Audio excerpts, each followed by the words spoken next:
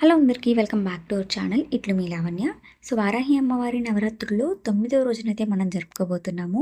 నాకు చాలా ఆనందంగా ఉంది 9 రోజులు ఇంత చక్కగా జరిగినందుకు. సో ముందుగా మన ఛానల్ని ఎవరైనా కొత్తగా చూస్తున్నట్లయితే please do subscribe to our channel. అలాగే పక్కనే ఉన్న బెల్ ఐకాన్ కూడా క్లిక్ చేసి యాక్టివేట్లో పెట్టుకోండి. మన ప్రీవియస్ వీడియోస్ కూడా చూసేసేయండి. సో ఫైనల్గా నేను చెప్పొచ్చేది ఏంటంటే, మనం పూజ చేయాలనుకుంటే కాదు, అమ్మ మన చేత పూజ చేయించుకోవాలి అనుకుంటేనే మనం చేయగలుగుతామని నాకు అర్థమైంది. ఎందుకంటే అసలు నేను వారాహి అమ్మవారి నవరాత్రులు అంటేనే నాకు తెలియదు. మా ఇంటిలో 10లో ఎవరు చేయరు. అయినా నాకు కొన్ని రోజుల నుంచి ఆ రూపం కానివ్వండి, అమ్మవారి పేరు కానివ్వండి నాకు ఎక్కువ వినపడుతుందనమాట. దానివల్ల నేను పూజ చెయ్యాలి అనుకున్నాను. ఇంక అనుకోకుండా అమ్మవారి పటం ఇంటికి రావటం, అనుకోకుండా నేను వ్రతం స్టార్ట్ చేయటం, ఈ నవరాత్రుల్లో పాల్గొనడం ఇవన్నీ జరిగిపోయినాయి. యాక్సిడెంటల్‌గానే జరిగినియి. కానీ ఎక్కడో అనుకున్నాను చెయ్యాలి అని. కానీ అవుతదో లేదో అనుకున్నాను కానీ 9 రోజులు ఇవాల్టికి 9 రోజులు నేను ఇంత చక్కగా, ఇంత శ్రద్ధగా పూజ చేయగలుగుతానని నేను నిజంగా ఎక్స్‌పెక్ట్ చేయలేదండి. సో ఎవరైతే అమ్మవారిని ఉగ్రరూపంగా భావించి పూజ చేయాలంటే భయపడతారో వాళ్ళకి నేనే ఒక బెస్ట్ ఎగ్జాంపుల్ అని చెప్తాను. సో చాలామంది అనుకుంటారు ఉగ్రరూపాన్ని ఇంట్లో పెట్టి పూజ చేయటం ఏంటి అది ఇది అని. సో అమ్మవారు ఉగ్ర రూపమైన మనం శాంతి స్వరూపిణిగా భావించి పూజలు చేయాలి. ఏదో మిస్టేక్స్ చేస్తే ఏదో అయిపోద్ది అనేవి పెట్టుకోకుండా భక్తి శ్రద్ధలతో మీకు చెయ్యాలి అని ఉంటే నిజంగా పూజ చెయ్యండి. ఏ భయం పెట్టుకోకుండా పూజ చేయండి. చాలా మంచిగా జరుగుతుంది. ఇంట్లో ఏమైనా దిష్టిలు ఇట్లాంటివి నెగెటివ్ ఎనర్జీలు ఏమైనా ఉంటే అవన్నీ కూడా పోతాయి. నేను నిజంగా అది చూస్తున్నాను. సో ఇవాళ అయితే 9వ రోజు ముందు అమ్మవారి అలంకరణ చూడండి.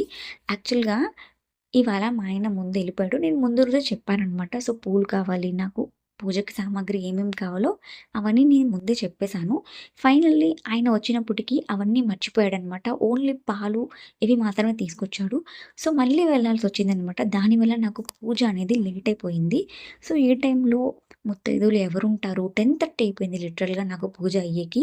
ఎందుకంటే నేను అమ్మవారి మొదటి రాత్రి నుంచి 9వ రాత్రి వరకు నేను రాత్రులు చేద్దామనే ఫిక్స్ అయ్యాను కాబట్టి, ఈ 9వ రాత్రి కూడా గడవాలి. నేను 9 రోజులు నవరాత్రులు చేయాలంటే, ఈ 9వ రాత్రి కూడా గడవాలనమాట. సో పూజ అయిపోయిన తర్వాత తాంబూలం అందుకోవడానికి మా అమ్మగారు, అలాగే ఇంకిద్దరు కావాలి. ఎవరొస్తారు అనుకుంటున్నాను. సరే ఇంకా అమ్మ దయ నేను ముగ్గురికి ఇవ్వాలనుకుంటున్నాను. ఆ టైంకి అమ్మే పంపిస్తుందనుకోని నేను పూజలో కూర్చున్నాననమాట. సో ఇంకా పూజలో కూర్చొని అమ్మవారికి చక్కగా ఇలా బంతి పూలు, అలాగే పింక్ కలర్ ఫ్లవర్స్ తీసుకొచ్చారు. చాలా కళగా ఉన్నాయి ఆ ఫ్లవర్స్ పెట్టిన తర్వాత. సో ఇలా చక్కగా డెకరేట్ చేసిన తర్వాత అమ్మవారికి తమలపాకుల మీద 6 దీపాలు పెట్టి ఒత్తులు వేసి వెలిగించాననమాట. నేను చెప్పాను కదా అమ్మవారికి నారికేళ దీపం పెట్టాలని. సో నేను అమ్మవారికి బెల్లం దీపం పెట్టేశాను. పిండి దీపాలు బ్యాలెన్స్ ఉన్నాయి.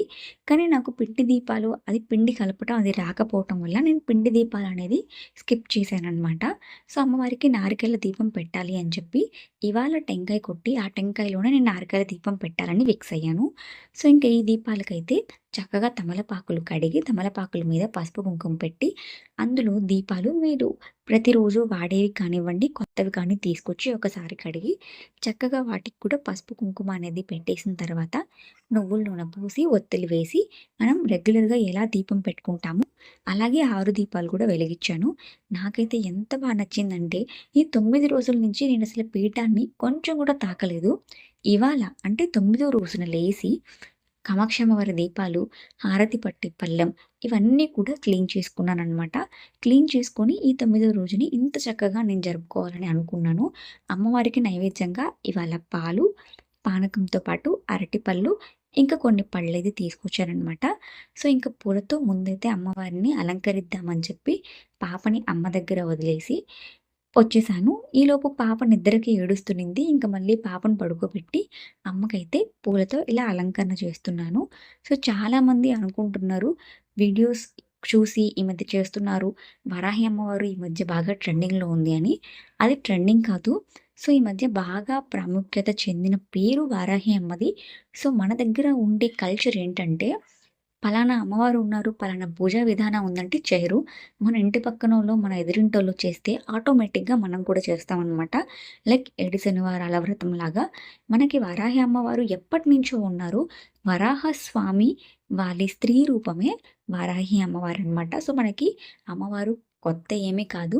మనకి ఈ మధ్య బాగా ఆ పేరు వినపడటం వల్ల అది మనకు కొంచెం ప్రాముఖ్యత చెందింది. ట్రెండింగ్‌గా మారిందనమాట మన భాషలో చెప్పాలంటే. సో, వారాహి అమ్మవారు ఎప్పటినుంచో ఉన్నారు. అమ్మవారు కాశీకి కాపలా అనమాట. సో, అమ్మవారిని రాత్రి దేవత అంటారు. అమ్మవారు పగలంతా నిద్రపోయి రాత్రి మేలుకుతూ ఉంటారంట. అందుకే వీటిని గుప్త నవరాత్రులంటారు. సో, గుప్తంగా ఎవరికీ చెప్పకుండా చేసుకుంటారు. కానీ నేను నవరాత్రులు చేసేది మా ఊరంతా తెలుసు. నేను వీడియోస్ పెట్టకముందే. ఎందుకంటే నేను మార్నింగే లేచి ఇంటి ముందు ముగ్గు పెట్టడం లాంటివి ప్రతిరోజు అలంకరించుకోవటం, అలాగే నేను చెప్పులు వేసుకోను. ఈ 9 రోజులు కూడా కంప్లీట్ అయ్యేంత వరకు నేను చెప్పులు వేసుకోనని, నేల మీద పడుకుంటానని. సో, ఇలా మొక్కుకున్నాననమాట. సో, నేను అలాగే చెప్పులు వేసుకోవట్లేదనమాట. దానివల్ల ఆటోమేటిక్‌గా అర్థమవుతుంది నేను వరాహి నవరాత్రులు చేస్తున్నానని. నాకు కూడా ఒక మ్యాండటరీ అయిపోయిందనమాట. పొద్దున్నే లెగటం, సో, ఇంకా అమ్మవారి చుట్టుపక్కలంతా క్లీన్ చేసుకోవటం, రోజు మార్చి రోజు తడి బట్ట పెట్టుకోవటం. యాక్చువల్‌గా అయితే నేను ప్రతిరోజు తడి బట్ట పెడతాను. ఇప్పుడేంటంటే కొంచెం పూజలో ఎక్కువ నిమగ్నం అవుతున్నా కాబట్టి డే బై డే ప్రతిరోజైతే తడి బట్ట పడతాను. ఒక్కోసారి డే బై డే అయితే తడి బట్ట పెట్టేసి అమ్మవారి చుట్టూ ప్రాంగణం మొత్తం అలాగే మనం డైలీ పూజ చేసుకుంటాం గదా!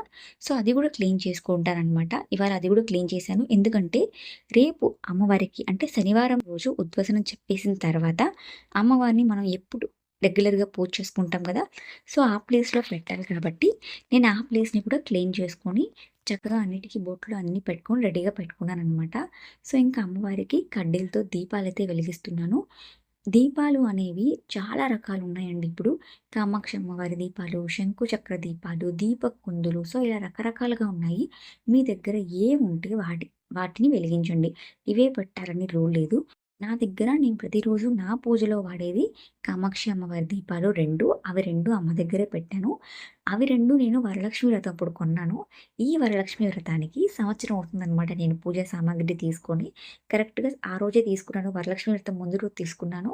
సో, ఈ సంవత్సరం ఆ వరలక్ష్మి వ్రతం మనకి ఆగస్టు 21 వస్తుంది.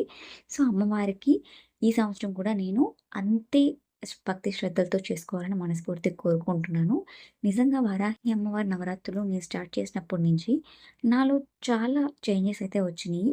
లైక్ డబ్బు విషయం అనేది పక్కన పెడితే ఇంట్లో బాగా వస్తుందా? పని బాగా ఉందా? అనేది పక్కన పెడితే ఇంట్లో మనం పొద్దున్నే లెగాలి, ఇంటి ముందు ముగ్గు పెట్టాలి. సో, మన పాత కల్చర్ అంతా కూడా ఈ పూజా విధానంతో మనకి మళ్ళీ గుర్తు చేస్తున్నట్లు ఉంటదనమాట.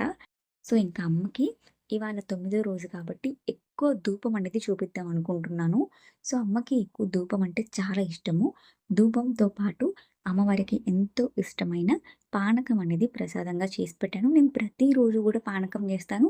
ప్రతిరోజు అది మొత్తం నేనే తీసుకుంటాను. సో, తీర్థం కింద మా వాళ్ళు తాగిన తర్వాత అది వేస్ట్ చేయకుండా, పడేయకుండా నేను ఆ పానకం మొత్తాన్ని నేనే తీసుకుంటాను. సో, దాన్నెక్కడ పడేయననమాట. సో, అమ్మవారికి మనం నైవేద్యంగా పెట్టాం కాబట్టి దాన్ని నేనే తీసుకుంటాను. అలాగే పాలుని యథావిధిగా మనం ఇంట్లో పాలని ఎలా అయితే యూజ్ చేస్తామో, అలానే ఆ పాలు యూజ్ చేసుకుంటాను. ఇంకా పండ్లు పెట్టినా అంతే. అరటిపళ్ళు కానీ, ఏ పళ్ళు పెట్టినా నేను అలానే చేస్తాను. సో, ఇంకా అమ్మవారికి దానిమ్మ గింజలంటే చాలా ఇష్టమని నేను ముందు రోజే దానిమ్మ గింజలు పెట్టేశాననమాట. సో, ఆ వీడియో కూడా మనకి ఆల్రెడీ అప్‌లోడ్ అయిపోయి ఉంది. వెంటనే వెళ్లి చూసేసేయండి. సో, నా వీడియో ఎవరైతే చూస్తున్నారో మీ అందరికి కూడా వరాహి అమ్మవారి ఆశీస్సులు ఉండాలని, అలాగే అమ్మ నెక్స్ట్ ఇయర్ కూడా నేను ఇలాగే నీ వ్రతాలు చేసుకోవాలని, నీ నవరాత్రులు నేను చేసుకోవాలని మనస్ఫూర్తిగా కోరుకుంటున్నాను. దానికి నీ దయ గూడా ఉండాలి నిజంగా. లేదంటే ఎక్కడ వారాహి అమ్మ నాకసలు తెలియనే తెలీదు. అయినా నేను దాంట్లో అన్నీ తెలిసిన దానిలాగా తెలుసుకొని నేను చేయటంలోనే నాకు నేను చాలా ప్రౌడ్‌గా ఫీల్ అవుతున్నాను. నిజంగా ఏదో, ఏదో చేద్దామన్నట్టు కాకుండా నేను దాని గురించి చాలా రీసెర్చ్ చేసిన తర్వాత నేను అప్పుడు ఓకే. నేనిది చేయగలనా? లేదా? అని నా మీద నాకు ఒక కాన్ఫిడెన్స్ వచ్చిన తర్వాత మాత్రమే నేను దీంట్లో దిగాననమాట. ఏదో అందరూ చెప్తున్నారని కాదు. ఇక అమ్మవారి పూజ అయితే చక్కగా ఇట్లా ప్రారంభించేసాననమాట. సో, ఇంక అమ్మవారికి అలంకరణ అంతా అయిపోయి దీపం పెట్టేసాను కాబట్టి ప్రసాదాలన్నీ కూడా అమ్మవారి ముందు పెట్టి కళ్ళు మూసుకొని మనస్ఫూర్తిగా మనం దండం పెట్టుకొని అమ్మవారికి ప్రసాదాన్ని అనేది నివేదన చేయాలి. సో, ఈ ప్రసాదాన్ని నివేదన చేసేటప్పుడు మనం ఫ్లవర్‌తో కానీ, లేదా ఇలా తమలపాకుతో కానీ నివేదన చేయొచ్చనమాట. సో, ఇంక అమ్మవారిని కదపాలి అనే విషయం ఏంటంటే, శుక్రవారం పూట మనం కదపం కాబట్టి, శనివారం ఉదయాన్నే కదపాలనమాట. సో, అమ్మవారిని మన ఇంటి ఆడపిల్లగా భావిస్తాం కాబట్టి, మన ఇంటి ఆడపిల్లని మనం శుక్రవారం రోజు పంపిస్తామా, సో, అందుకోసమే శనివారం పొద్దున 10 లోపు అమ్మవారికి చక్కగా మనం రోజువారీగా పూలు ఇవన్నీ పెట్టి చేయకపోయినా నార్మల్‌గా దీపం పెట్టేసి, టెంకాయ కొట్టుకునేసి, ఇవాళ ఈ సంవత్సరం ఇంత చక్కగా పూజ చేసుకున్నాము. నెక్స్ట్ ఇయర్ గూడా ఇలాగే చేసుకునే అవకాశం నాకీ అని చెప్పి దండం పెట్టుకొని, అమ్మవారి పీఠాన్నయితే కదపాలి. ఇక ఇక్కడ నేనైతే అమ్మవారికి తాంబూలం అయితే ఇస్తున్నాననమాట. నిన్నటి రోజు నేను అమ్మకి చీర, పూలు, గాజులు, పసుపు, కుంకుమ సో, ఇలా నేను సారెలాగా పెట్టాను కదా! ఇవాళ అమ్మవారికి రవిక, గాజులు, పువ్వులు, పసుపు, కుంకుమ, అరటిపళ్ళు అయితే పెడుతున్నాను. సో, ఇంకా అమ్మవారికి తాంబూలం కూడా ఇచ్చేసి, నెక్స్ట్ ఇయర్ కూడా ఇంతే బాగా నేను నీ పూజను జరుపుకోవాలి. ఎటువంటి ఆటంకం లేకుండా అని మనస్ఫూర్తిగా దండం అయితే పెట్టుకున్నాననమాట. చాలా బాగా అనిపించింది ఈరోజు. సో, ఇంత చక్కగా పూజ జరిగినందుకు. సో, మనం ఏ పూజ చేసినా ఫస్ట్ పూజ విఘ్నేశ్వరుడికే చేస్తాం కాబట్టి, ఈ పూజలో కూడా అంతే. ఫస్ట్ వినాయకుడికి పూజ చేసి, దీపం, ధూపం అంతా చూపించిన తర్వాత, అమ్మవారికి పూజ చేసుకోవాలనమాట. అది ఎవరైనా సరే ముందు పూజ మాత్రం మనం వినాయకుడికి చేయాలి. ఇంకా నా మనసులోని గట్టిగా అసలు నేను దేనికి ఈ నవరాత్రులు స్టార్ట్ చేశానో, దాన్ని గట్టిగా అనుకోని టెంకాయ అయితే కొట్టాననమాట. ఈ టెంకాయలోనే ఇప్పుడు నేను నారికేల దీపం పెడతాను 9వ రోజు. పిండి దీపాలు పెడదాం అనుకున్నా కానీ, ఆ పిండి అనేది నేను వేపించలేదనమాట బియ్యపు పిండి. సో, మనకి రెడీమేడ్ కూడా బయట దొరుకుతది. సో, నేను నెక్స్ట్ టైమ్ ఏంటంటే పిండి ఇట్లా వేపించేసి స్టోర్ చేసి పెట్టుకుంటే, మనకెప్పుడు పిండి దీపాలు కావాలంటే అప్పుడు పెట్టుకోవచ్చనమాట. సో, ఇంకా నారికేల దీపం పెట్టాలి. సో, నారికేల దీపం పెట్టడానికి మనం హారతి పళ్ళెం ఉంటది గదా!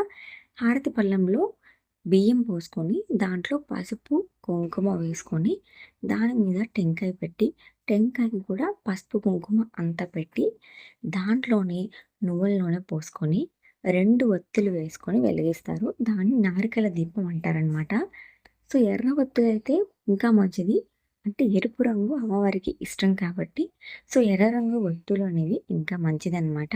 సో, నా దగ్గర నార్మల్ ఒత్తులే ఉన్నాయి కాబట్టి, నేను ఆ ఒత్తులే వేసి నారికేల దీపం అయితే వెలిగిచ్చాను. ఫైనల్‌గా నారికేల దీపం కూడా పెట్టేశాను. నిజంగా మనం ఏదైనా గట్టిగా అనుకుంటే అవుతది అనేది నాకు ఈ నవరాత్రుల్లో అర్థమైందనమాట. సో, ఇంక మనకి రాబోయేది జూలై 25 తొలి ఏకాదశి శనివారం. సో, అమ్మవారిని కదపాలి. శుక్రవారం నేను నార్మల్‌గానే పూజ చేసేసుకుంటాను. ఇంట్లో యథావిధిగా డైలీ మనం ఎలా పూజ చేస్తామో, అలా పూజ చేసేసి శనివారం పొద్దున్నే మనకి తొలి ఏకాదశి వస్తది కాబట్టి, ఒకటేసారి ఇంట్లో మనం పూజలు చేసుకునేసి, టెంకాయ కొట్టుకొని, ఇంకా అమ్మవారిని పీఠం నుంచి కదిపి, మనం ఎప్పుడూ పూజ చేసుకునే పూజ గదిలో పెట్టేసుకొని, ఇంకా అక్కడి నుంచి మనం పూజ అనేది కంటిన్యూ చేస్తే సరిపోతదనమాట. సో, ఇంక అక్కడికి మనకి నవరాత్రులు అనేవి ఫుల్ ఫ్లెడ్జ్డ్‌గా కంప్లీట్ అయిపోయినట్టు. ఇంక నా పూజ అంతా అయిపోయిన తర్వాత అమ్మవారికి ఫైనల్‌గా హారతయితే ఇచ్చేస్తున్నాను. నాకు హారతి ఇచ్చేటప్పుడు నిజంగా అందులోని ఆ రిఫ్లెక్షన్ కనబడుతుంటే చాలా బాగా అనిపించిందనమాట. మొత్తం అలంకరణ గానీ, ఈరోజు చాలా బాగా అనిపించింది. లిటరల్లీ నా పూజ అంతా కంప్లీట్ అయ్యేకి 10:30 అయిందనమాట. సో, అప్పుడు తాంబూలం ఇవ్వడానికి ఎవరిని పిలుద్దామా అని ఆలోచిస్తుంటే, మా మదర్‌ని ఖచ్చితంగా పిలుస్తాను. అలాగే అదే టైంకి మా అత్త వాళ్ళొచ్చున్నారు.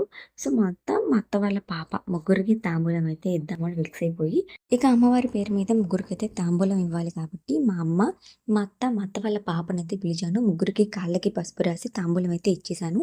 ఇక్కడికి నా నవరాత్రులు సంపూర్ణంగా పూర్తయినాయనమాట. నిజంగానండి ఫస్ట్ నుంచి ఎవరైతే సబ్స్క్రైబ్ చేసుకొని ఫాలో అవుతున్నారో వాళ్ళందరికీ థ్యాంక్ యూ సో మచ్. ఎందుకంటే ఈ నవరాత్రులన్నీ కూడా మీరు నన్ను ఫాలో అయ్యారనుకుంటున్నాను. సో, నెక్స్ట్ ఇయర్ కూడా నేను ఇంతే బాగా నవరాత్రులు చేసుకోవాలని మనస్ఫూర్తిగా కోరుకుంటూ నెక్స్ట్ వీడియోలో కలుసుకుందాం. Bye bye. ఉంటాను.